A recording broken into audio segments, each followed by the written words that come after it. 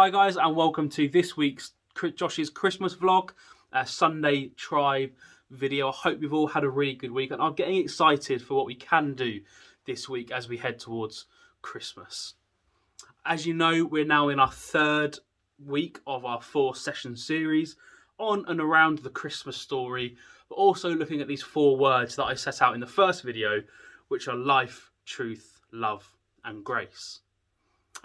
Today we're on our third word. So first week we did life, second week we did truth. So we spoke about how Jesus was born on earth to live as a human, how he died and then rose again back to life, and then how he brings us life when we believe in him.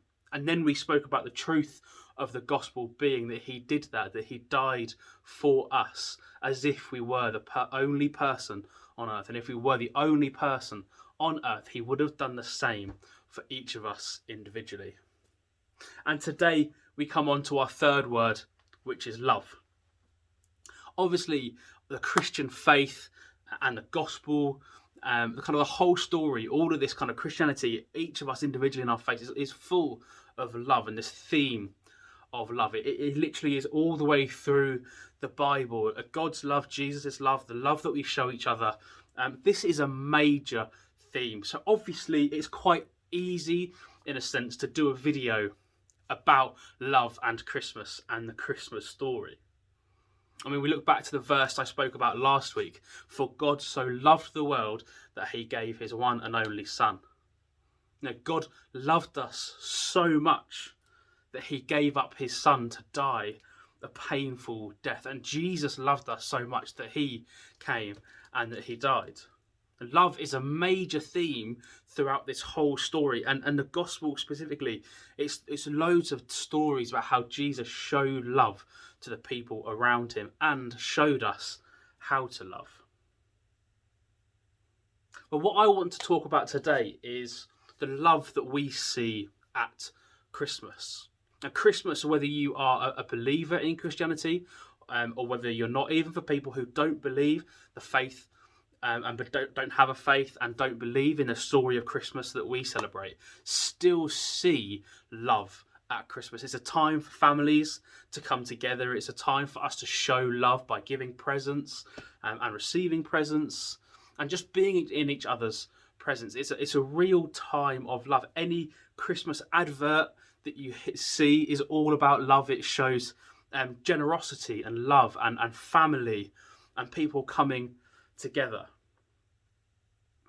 And this year obviously is a little bit different, and I think a lot of people have quite somber feelings this year about heading into Christmas. And we're very limited in what we can do, and there's a lot of people that we can't see. And actually a lot of us have shed a tear over this, have been very sad, and actually are struggling to get excited for Friday and Christmas Day, because there's going to be so many people that we would normally see at this time that we just can't see.